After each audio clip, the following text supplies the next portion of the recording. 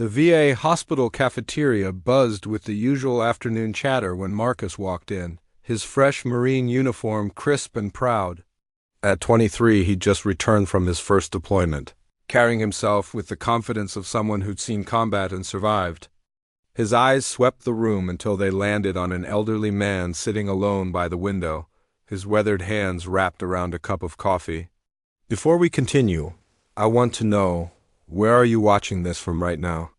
Drop your country name in the comments. Let's see how far this message travels across the world. This story is for all of us, no matter where we're from. And if this story touches your heart, don't forget to hit that like button. It really helps us reach more people who need to hear this. Marcus grabbed his tray and, on impulse, walked over. The old man looked up, his face a roadmap of wrinkles and time. But it was his arms that caught Marcus's attention. Even through the thin fabric of his shirt, dozens of scars were visible, some thick and raised, others faded to silver lines that disappeared beneath his collar. "Mind if I sit?" Marcus asked. The old man gestured to the empty chair, a slight smile crossing his lips.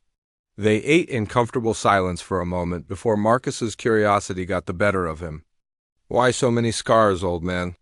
The question came out more abruptly than he'd intended, but the elderly veteran didn't seem offended. The old man, whose name was Thomas, set down his coffee and looked at his arms as if seeing them for the first time in years. "You really want to know?" His voice was soft but steady, carrying the weight of decades. Marcus leaned forward, nodding. Something about this moment felt important, though he couldn't explain why. Thomas began his story, and the noise of the cafeteria seemed to fade away. He spoke of Vietnam, of being 19 years old and terrified, dropped into a jungle that wanted to kill you in 1,000 different ways. He described his first scar, a shrapnel wound from a mortar attack that should have killed him. His best friend, Danny, had thrown himself over Thomas, taking the worst of the blast. Danny didn't make it home, but that wasn't what Marcus expected to hear next. Thomas's voice grew quieter as he continued. The scars weren't all from combat. After the war, he came home to a country that didn't want to look at him, to a family that didn't understand the nightmares that woke him screaming. He lost himself in alcohol and anger, pushing away his wife and young daughter. Now, think about this for a moment. How many people are fighting invisible battles that we know nothing about? If you've ever felt alone in your struggle, or if you know someone who's going through something difficult, share this video with them. Sometimes one story can change everything.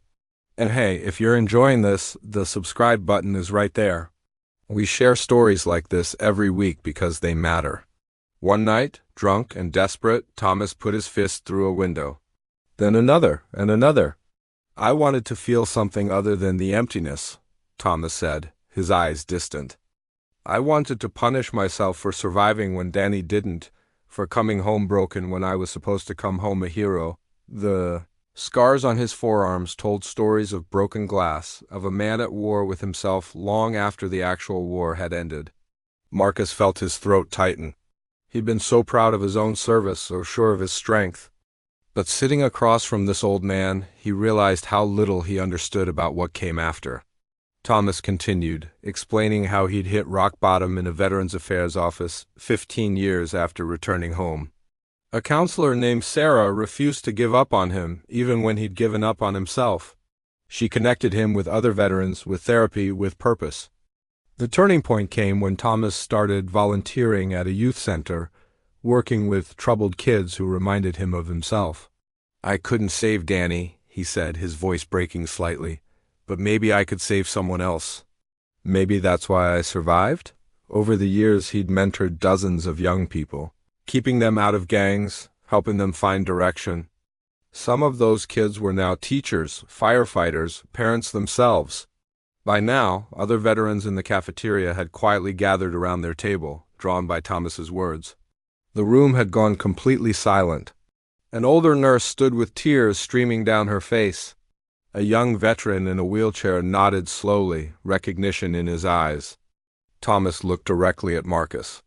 "These scars are my reminder, not just of the war, but of the war after the war. They remind me that surviving isn't the end of the story. It's just the beginning. Every day I wake up, I choose to turn this pain into something that matters. Marcus felt something shift inside his chest. He thought coming home meant his service was over, but he was starting to understand it had only just begun. He reached across the table, and Thomas gripped his hand. In that moment, two generations of warriors connected, bound by understanding deeper than words.